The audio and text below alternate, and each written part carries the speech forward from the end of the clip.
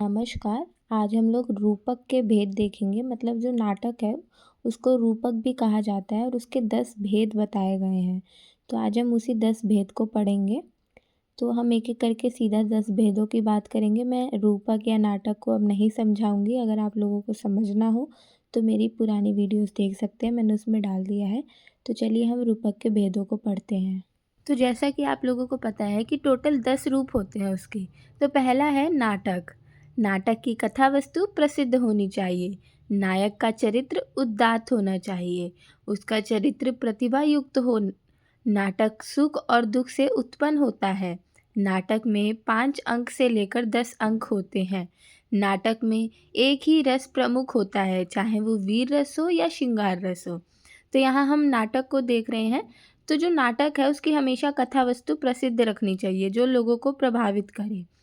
उसमें जो नायक है उसका चरित्र ना उदात्तपूर्ण होना चाहिए, भावी होना चाहिए, लोगों को प्रभावित करने वाला होना चाहिए। नाटक हमेशा सुख और दुख से ही उत्पन्न होता है और नाटक में लिमिटेड 5 या 10 अंक ही होने चाहिए। दूसरा है प्रकरण। नाटक के समान ही प्रकरण की रचना होती है। श्रृंगार रस की प्रधानता होती है। इसमें नायक ब्राह्मण व पर्क या अमात्य होता है।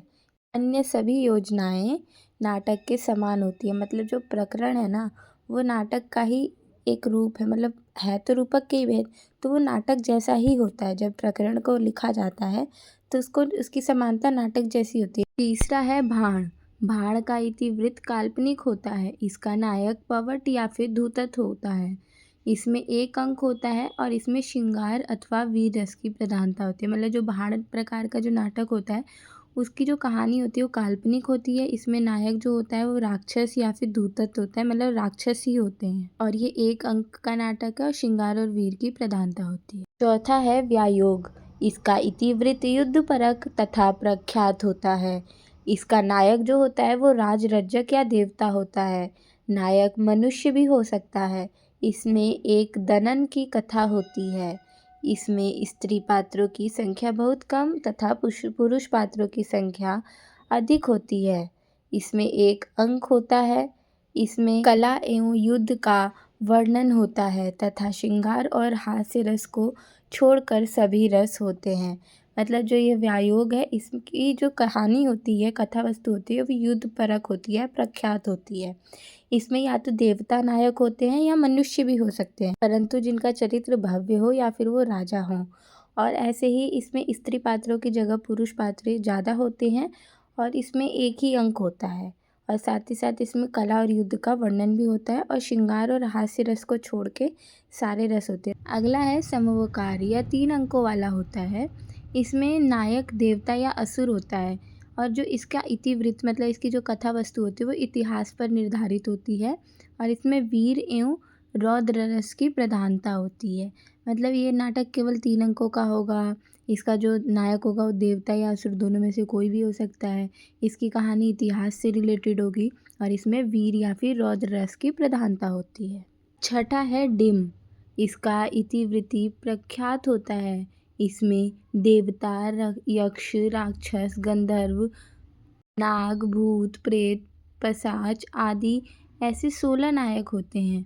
इसमें माया, इंद्रजाल, संग्राम, सूर्य ग्रहण, चंद्रमा ग्रहण और युद्ध आदि का वर्णन होता है।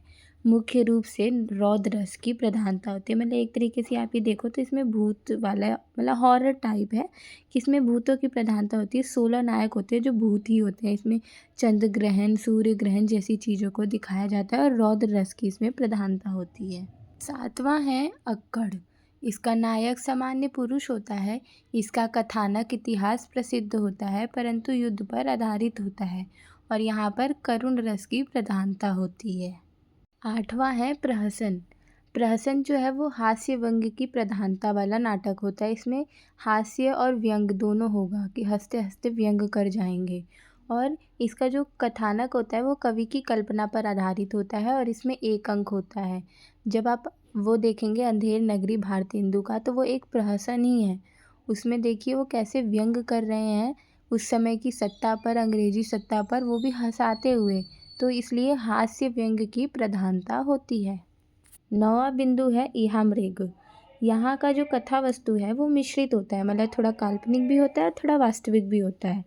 और जो नायक होता है वो दिव्य अथवा प्रसिद्ध वंश में उत्पन्न मनुष्य होना चाहिए।